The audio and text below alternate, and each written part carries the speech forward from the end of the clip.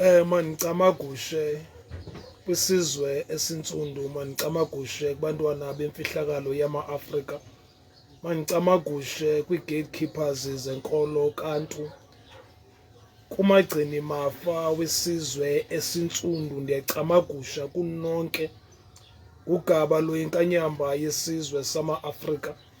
nguZulu liyamkhusela, ngunkwenkwezi ziyamkhanyisela, ngundalo iyamamela itola. Ndiyacamagusha kunonke bantwana bendlu entsundu.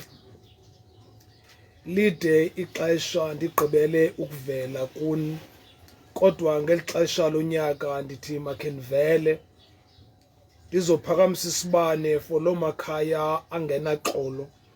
Ndizophakamisa isibane esimhlophe for loo makhaya agcwele zintanda zochuku, for loo makhaya agcwele zintanda zokungavani, for loo makhaya angaboni ngasolinye. Ndiphakamisa esi sibane soxolo kuloo makhaya. Ndithi kuloo makhaya makubekho uxolo kuloo Disemba esiya kuyo. Ndithi kuloo makhaya makubekho uthando nomvisiswano kuloo Disemba esiya kuye. Kunamakhaya ekungapheli ne-5 minutes abantwana bomntu behleli ndawonye kodwa baxhwithane. Kunamakhaya ekungapheli nomzuzu abantwana bekhaya behleli ndawonye baxhwithane. Kunabazali abangavaniyo nabantwana babo. Kunoosisi noobhuti abangavaniyo. Namhlanje ndithi kuloo makhaya makubekho uxolo. Ndiyacamagusha kunonke. Phakamisa nje isibane soxolo, phakamisa isibane sothando nemvisiswano kumakhaya wethu angaboni ngasolinye. Asikwazi intoba sihlale ndawonye sithethe singakhange sixabane. Elo khaya ndiyalithandazisa. Asikwazi intoba sihlale ndawonye sibonisane ngento zekhaya singakhange sixabane. Elo khaya ndithi makubekho uxolo kulo. Ndithetha ngamakhaya achithekayo kodwa abantwana bakhona bonke bayasebenza.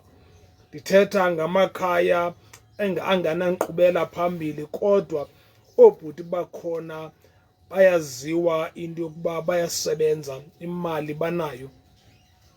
Kunamakhaya achithekileyo kodwa abantu bakhona. Ikhaya lifile ngenxa yochuku, ikhaya lifile ngenxa yokungavani. Namhlanje ndizothi kuloo makhaya makubekho uxolo. Ndiyacamagusha abantwana bomgquba. Lixesha likaxakeka kuthi eli kakhulu kuba siqinisa imizi yabantu, siqinisa abantwana abaya elolukweni okanye abaya esuthwini, siqinisa amakhaya, siqinisa kwamntu othi kuloo Disemba ndiyagoduka abanye sibahambela ezindlini zabo siyokhusela izinto ezingekenzeki. Kuba ngeli xesha lokunyaka uzothi ufika kwenu ufike kuthiyiwe, uthi unyathela kweni kanti kukuchitheka kwezinto ubunazo. Ithi yonke into ubuyisebenzele ngonyaka ka-2022 uthi ungena kunyaka ka-2023 ibe iphele nya, ibe iphelile tu ngenxa yento ofike wayinyathela kowenu, ngenxa yento ofike wayinyathela kwenu ebekelwe wena okanye ebekelwe nina kwikhaya lakho. Abanye benu akulwiswa nina, kwiliswa abazali benu. Ndithi abanye benu impi enijongene nazo ayizompi ezijongiswe kuni kodwa zizimpi ezijongiswe kubazali benu. Zizimpi ezijoliswe into yoba kuchitheke ikhaya lakho liphele nya. Zizimpi ezenzelwe into yoba kowenu ningaphumeleli. Ubona abantwana bomntu bengavani. Ubona abantwana bomntu omnye etsalela le, omnye etsalela le. Ayiyonto esemandleni wakho, yinto ebeyond amandla wakho, yinto ekowenu. Abanye benu nisokoliswa ziingxaki ezikwamawenu. Abanye benu zizikhonkwane ezibethelelwe kwamakwenu. That is why ndithi ngeli xesha lonyaka sibhizi sehla senyuka, ngeli xesha lonyaka sibhizi siqinisa imizi yabantu, ukhanyisa ubhizi nabantwana abangena entwasweni okanye kwingulo emhlophe.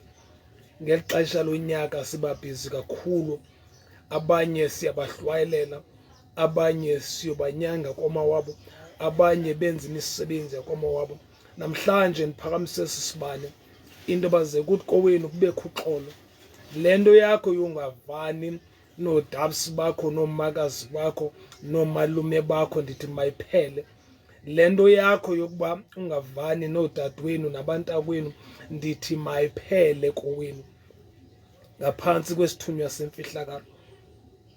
Namhlanje ndizocelela nje ikhaya lakho uxolo, ndizocelela nje uxolo phakathi komzi wakwenu, ngoba into engumqobo ebangela uba umzi wakwenu ungayiphambili kungavani kwenu, luchuku oluphakathi kwenu, ngumona ophakathi kwenu. Once wavula isikroba somona, funeka uyazi into yoba isikroba sochuku usivulile ekhaya. Le nto uvule nje isikroba somona xa ubona omnye woodadewenu okanye abantu bakwenu eqhuba kakuhle, uvukwe ngumona, funeka uyazi into yoba uchuku ulivulele kowenu. Namhlanje ndithi umoya wochuku kowenu mawubhange, umoya womona ophakathi kwenu kowenu mawubhange. Makubekho umoya wobambisana, umoya wemvisiswano, umoya wothando, ndithi mawukhule phakathi kwenu. Yabona xa nibambene ningabantwana bomntu, akekho nomnye umntu onongena phakathi kwenu. Xa nibambene nilikhaya, boze bathi abantu nithwele, ade bathi abantu ikhona le nto abayenza ngayo, kanti nisebenzise nje uthando. Niye naqonda uba manehlukane nento ekuthiwa luchuku. Iyonakha kakhulu loo nto empilweni. Namhlanje ndiphakamisa esi sibane phezu kwekhaya lakho, ndiphakamisa esi sibane phezu kwefemeli yakho, phezu koodadewenu nabantakwenu, phezu kwakho nomzali wakho, ndithi makubekho uxolo. Kunabantu abangazugoduka kulo Disemba ngenxa yokuba banoloyiko lokuba akumnandanga ekhaya. Kunabantu abangasagodukiyo ngenxa yokuba imizi yakwamawabo ibiyelwe ngochuku. Kunabantu abangasagodukiyo ngenxa yokuba bonqena olaa chuku lukwelaa khaya. Uyanqwenela umntu ugoduka xa ebona abantu begoduka, uyanqwenela umntu into bayofika kwabo naye konwatyo. Xa esiva kuthiwa kuyagoduka ngoDisemba qoba nam ndiyarhalela into bakhe ndigoduke ndiye ekhaya. Kodwa phi ikhaya lam libiyelwe ngochuku nje, phi ikhaya lam nje into ethethwayo luchuku nje, ba umntanam watya into ethile efrijini, umntakazi bani wenza ukuthi into ethile nento ethile ithengwe ngubani. Makhe siphume ezintweni uba into ethile ithengwe ngubani. Makhe siphume ezintweni zokuba into ethile nento ethile ikhona nje kweli khaya yenziwe ngubani. Makhe sibumbane sibe ngabantwana bendlwenye. Xa ngaba abantwana boodadewenu okanye bomntakwenu abanampahla kulo Disemba, wena unazo iminzi zokuba bathengele. Xa ngabe abantwana bakabhuti wakho abanampahla kulo Disemba esiya kuye, ndicela nje ubathengile item noba zimbini, le yeChristmas Day nale yeNew Year's Day. Mabangahleleleki abantwana bakadadewenu ukhona, mabangahleleleki abantwana bomntakwenu ukhona, unazo iminzi zokunceda. Wena ligqibe uchuku kowenu, wena yenza sure ngokwabanye badontsela le, wena dontsela phambili. Ngokwabanye baya le nale nale, wena dontsela phambili. So ndithi kuloo makhaya onke makubekho ukukhanya, ndithi kuloo makhaya wonke makubekho ukuphila kulo Disemba siya kuwo. Bayayazi abantu abanintsi le nto endithetha ngayo, bayayazi abantu abanintsi okanye bayalazi